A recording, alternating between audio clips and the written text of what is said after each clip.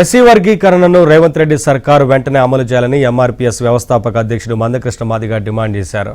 కాంగ్రెస్ జాతీయ నాయకత్వం వర్గీకరణ అంశంలో సానుకూలంగా ఉంటే ఆ పార్టీలో ఉండే వాళ్లు దాన్ని వ్యతిరేకిస్తున్నారని ఆయన అన్నారు. ప్రతి దాడులు తమ సంస్కృతి కాదన్నారు. వర్గీకరణ అడ్డుకోవడం ఎవరి తరం కాదన్నారు మందకృష్ణ మాదిగ. స్వార్థపూరిత రాజకీయాల కోసం ఇప్పుడు కొందరు ఈ అంశాన్ని తెర మీదకు తెచ్చారంటున్న మందకృష్ణ మాదిగతో మా ప్రతినిధి రాజేష్ ఫేస్ టు ఫేస్. మొత్తానికి తెలంగాణ ఆంధ్రప్రదేశ్లో ఎస్సీ వర్గీకరణ అంశం అనేటువంటిది ప్రస్తుతం మాల మాదిగల పంచాయతీగా తయారైంది. దీనిపైన మనతో మాట్లాడడానికి ఎంఆర్పీఎస్ వ్యవస్థాపక అధ్యక్షులు మందకృష్ణ మాదిగ మనతో పాటున్నారు. సార్, నిన్న మాలల మహాగర్జన పేరిట సికింద్రాబాద్ పరేడ్ గ్రౌండ్లో సభ నిర్వహించారు. ఆ సభలో అనేక అంశాలు ప్రస్తావించారు. పర్టికులర్గా మందకృష్ణ మాదిగ టార్గెట్గా ఆ సభ అంతా కూడా నడిచింది. రాబోయే రోజుల్లో ఎస్సీ వర్గీకరణను అడ్డుకునేందుకు కుట్ర జరగబోతుందంటూ కూడా సోషల్ మీడియా వేదికగా ప్రచారం జరుగుతుంది. పర్టికులర్గా మాలలు ఓపెన్ అయ్యి కూడా ఈ అంశాన్ని ప్రస్తావించారు. దీన్ని ఎట్లా చూస్తారు? బహుశా మాలల మీటింగు ఎక్కడ పెట్టినా ఎంఆర్పిఎస్ వ్యవస్థాపకుల పేరు లేకుండా వాళ్ళు పెట్టలేరు.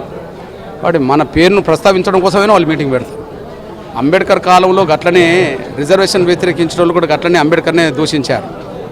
ఈనాడు అంబేద్కర్ అమలు చేయాలన్న వర్గీకరణను మేము అమలు చేయాలని కోరుకుంటే మమ్మల్ని కూడా దూషిస్తున్నారు. దూషించేటోళ్ళు మనవాదులు అవుతారు, కానీ అంబేద్కర్ వాదులు ఎట్లా అవుతారు? అంబేద్కర్ స్పష్టంగా చెప్పాడు, నేను సాధించిన రిజర్వేషన్ ఫలాలు దళితుల్లో ఏ ఒక్క కులం తమ అదనంగా పొందకూడదు, అందరికీ పంచుకోవాలని చెప్పేశాడు. దాన్ని మేము ముందుకు నడిపిస్తున్నాం. కాబట్టి అంబేద్కర్ వాదాన్ని ముందుకు నడిపించేది ఇక్కడ మాదిగలు, మనవాదానికి కట్టుబడి ఉన్నది మాలలు. రిజర్వేషన్ల విషయంలో అవసరమైతే మాదిగల మీద భౌతిక దాడులకు కూడా తెగబడతామంటూ కూడా సోషల్ మీడియాలో వార్తలు వస్తున్నట్టు తెలుస్తుంది.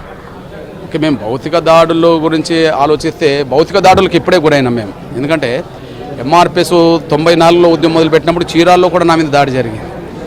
ఓకే, ప్రకాశం జిల్లా ఉలోపార్లో మా మీద దాడి చేసే ప్రయత్నం చేశారు. ఉమ్మడి పశ్చిమ గోదావరి జిల్లా చింతపూర్లో దాడి చేసే ప్రయత్నం చేశారు. అమలాపురంలో దాడి చేసే ప్రయత్నం చేశారు. తునిలో దాడి చేసే ప్రయత్నం చేశారు. విజయనగరం జిల్లా దగ్గర ఉండబడే ఎస్కోట దగ్గర ఉండబడే ఒక గ్రామంలో కూడా నా మీద దాడులు చేసే ప్రయత్నం చేశారు. అట్లనే కొల్లాపూర్లో మా మీద దాడులు చేశారు.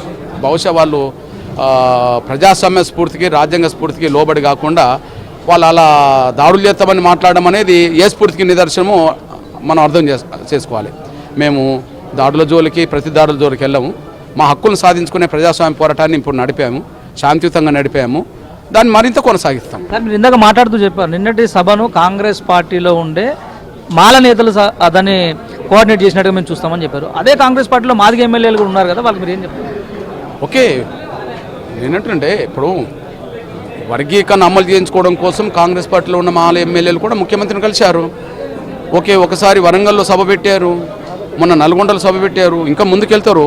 కాంగ్రెస్ పార్టీలో మాదిగ ఎమ్మెల్యేలు ముందుకెళ్ళడం అంటే అర్థమైంది కాంగ్రెస్ పార్టీ మేనిఫెస్టోను అమలు చేయించుకోవడం.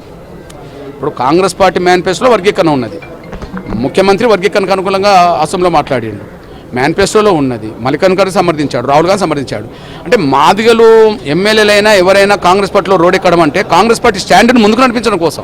ఒకప్పుడు రాజకీయాలు వేరు, ఇప్పుడు చూస్తుంటే కనుక మాల మాదిగలు రెండు విడిపోయారు. కాంగ్రెస్ వైపు మాలలు, బీజేపీ వైపు మాదిగలు అనే ప్రచారం జరుగుతుంది. ఎంతవరకు వస్తుంది? అది తప్పు. నా ఒంటి మీద కండువ మారినంత వరకు నేను ఏ పార్టీ కాదు. ఓకే, అట్లా అనుకుంటే తెలుగుదేశం పార్టీ వర్గీకరణ చేస్తామన్న రోజు మేము తెలుగుదేశం సపోర్ట్ చేసాం. మేము తెలుగుదేశం అయినామా? కాంగ్రెస్ పార్టీ వర్గీకరణ చేస్తామన్న రోజు రాజశేఖర్ గారి కాలం నుంచి ఉత్తమ్ కుమార్ రెడ్డి పీసీ అధ్యక్షుడి వరకు మేము వర్గీకరణ కోసం రాజశేఖర్ గారి నుంచి ఉత్తమ్ కుమార్ రెడ్డి సపోర్ట్ చేసినప్పుడు మేము వర్గీకరణ సపోర్ట్ చేసాం. మేము కాంగ్రెస్ అయినామా? గౌరవ నరేంద్ర మోడీ గారు ప్రధానమంత్రి హోదాలో వర్గీకరణ చేపిస్తామని మాట ఇచ్చి అందుకు అనుగుణంగా ప్రక్రియ ముందుకు నడిపించి సుప్రీంకోర్టు వర్గీకరణ సమర్థించే కాడికి కేంద్ర ప్రభుత్వం సపోర్ట్ చేసింది. చెప్పండి, మరోసారి మేము బీజేపీలో అవుతాము. అందువల్ల వర్గీకరణను సమర్థించే ఎవరితోటైనా మేము కలిసి పనిచేస్తాం. వర్గీకరణ విధించిన వాళ్ళు ఎవరితో మేము కలిసి పనిచేయలేము. సార్, మాలకు ధీటుగా మరోసారి ఎంఆర్పీఎస్ ఏమైనా సభ పెట్టే ఆలోచన? మేము అట్లా పోటీలు గీటీలు పెట్టుకొని పెట్టడం కాదు, ఒక లక్ష్యాన్ని పెట్టుకొని ముందుకు సాగుతున్నాం. మా ప్రయత్నం, మా పోరాటం మా రూపాలుగా ఉంటుంది తప్ప ఎవరో పెట్టిండ్రు ఎవరో చేస్తుండ్రు అని చెప్పి మేము అట్లా పెట్టి మేము సమాజంలో పోటీదారులుగా మేము మిగలలేము. సామాజిక న్యాయ పోరాట వీరులుగా మిగులుతామేమో కానీ పోటీదారులుగా మేము మిగలం. రైట్, మొత్తానికి రాష్ట్రంలో రాజకీయాల్లో పోటీ రాజకీయాలు అవసరం లేదు. భవిష్యత్తులో ఖచ్చితంగా ఎంఆర్పీఎస్ ఊహించినటువంటి రిజర్వేషన్ ఫలాలు ఏవైతే ఉంటాయో అన్నీ ఇప్పటికే దాదాపు దేశవ్యాప్తంగా 9 రాష్ట్రాలు అమలు చేస్తున్నాయి. ఇప్పుడు తెలుగు రాష్ట్రాలు కూడా వర్గీకరణలో రిజర్వేషన్లను అమలు చేసేందుకు సిద్ధంగా ఉన్నటువంటి సందర్భంలో ఇలాంటి భేషజాలకు పోకుండా రాష్ట్ర ప్రభుత్వాలు ఏవైనప్పటికీ తెలంగాణ కానీ ఆంధ్రప్రదేశ్ కానీ ఏబిసిడి వర్గీకరణను అమలు చేసేలాగున ప్రభుత్వాలను కోరేందుకే మేము సిద్ధపడతాం తప్పితే దాడులకు ప్రతి దాడులకు దిగే సమస్య లేదు, ఇది రెచ్చగొట్టే వైఖరిలో భాగమే అంటూ కూడా ఎంఆర్పీఎస్ వ్యవస్థాపక అధ్యక్షుడు మందకృష్ణ మాదిగ చెప్తున్నారు. కెమెరామెన్ శంకర్తో రాజేష్ ఏబిఎన్ ఆంధ్రజ్యోతి, హైదరాబాద్.